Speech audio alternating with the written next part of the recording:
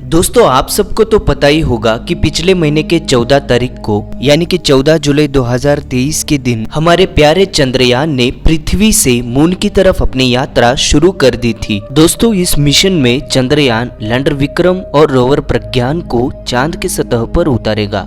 Latest जानकारी के मुताबिक हाल ही में हमारे चंद्रयान ने चांद के ऑर्बिट को पकड़ा है। अब हमारा चंद्रयान चंद्रमा के चारों तरफ 166 बाय 18,054 किलोमीटर की अंडाकार कक्षा में चक्कर काट रहा है। दोस्तों, इसरो के मुताबिक चंद्रयान 3 को चंद्रमा के ऑर्बिट को पकड़ने के लिए करीब 20 से 25 मिनट तक थ्रस्ट को ऑन रखना पड़ा।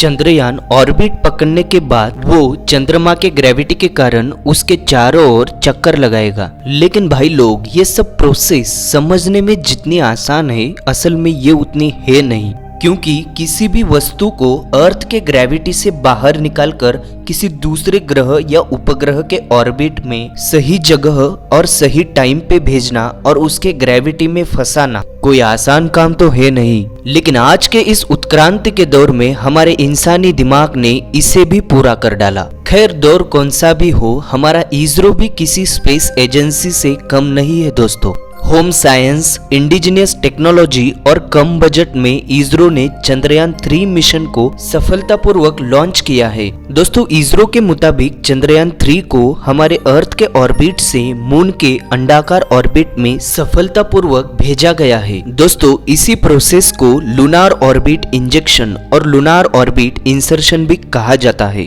दोस्तों, ये एक ऐसी प्रोसेस होती है जिसकी मदद से हम किसी स्पेसक्राफ्ट या फिर किसी सैटेलाइट को चांद के ट्रैजेक्टरी में भेज देते हैं। फिर वहां से हम चंद्रमा का अध्ययन भी कर सकते हैं और दूरी को कम करते करते किसी मैनमेड ऑब्जेक्ट को चांद के सतह पर उतारा भी जा सकता है। फिलहाल चंद्रयान ने चांद के ऑर्बिट को पकड़ा है। दोस्तों, 9 अगस्त की दोपहर के समय पर चांद को 4 से 5,000 किलोमीटर की ऑर्बिट में डाला गया था। इस 4 से 5,000 किलोमीटर वाली कक्षा में हमारा चंद्रयान 14 अगस्त तक चांद के इस ट्रैजेक्टरी में अंडाकार कक्षा में घूमता रहा। इसके बाद इसी 14 अगस्त वाले दिन चंद्रयान को और भी करीबी वाली चांद के ऑर्बिट में डाला गया। इस बार हमारे चंद्रयान की चांद से दूरी सिर्फ 1,000 किलोमीटर की ही थी। दोस्तों, ये सब प्रोसेस होने के बाद 5वें ऑर्बिटर मैन्यूवर में इसे 100 किलोमीटर की कक्षा में प्रस्थापित किया जाएगा। इस तरह चंद्रयान अपनी दूरी को कम करते हुए चांद के और भी पास चला जाएगा। दोस्तों, इसी तरह ठीक 17 अगस्त को प्रोपल्शन मॉड्यूल और लैंडर विक्रम एक दूसरे से अलग हो जाएंगे।